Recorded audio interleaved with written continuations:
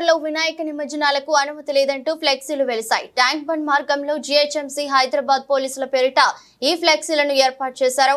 High court ఆదేశాల మేరకు సాగర్ లో విగ్రహాల నిమజ్జనాలకు అనుమతి లేదని అందులో పేర్కొన్నారు. ట్యాంక్ బండ్ పై వినాయక నిమజ్జనం లేదంటూ ఫ్లెక్సీలను, బారికేడ్లను, జాలీలను పోలీసులు ఏర్పాటు చేశారు. దీంతో ప్రభుత్వ తీరుపై భాగ్యనగర్ గణేశోత్సవ సమితి ఆగ్రహం వ్యక్తం చేశారు. అనంతరం భాగ్యనగర్ గణేశోత్సవ సమితి నేతలు జాలీలను తొలగించి వినాయకుడి నిమజ్జనం జరిపారు. ప్రభుత్వం వెంటనే ట్యాంక్ బండ్ పై గణేష్ నిమజ్జన ఏర్పాట్లు ఈ రోజు మధ్యాహ్నం వరకు చేయాలని వారు డిమాండ్ చేశారు. లేదంటే రేపు హైదరాబాద్ వ్యాప్తంగా ఆందోళన చేసి నగరాన్ని స్తంభింపచేస్తామని, ఎక్కడికక్కడ మండపాల్లో వినాయకులను అదే విధంగా ఉంచుతామంటూ ప్రభుత్వాన్ని భాగ్యనగర్ గణేశోత్సవ సమితి నేతలు హెచ్చరించారు.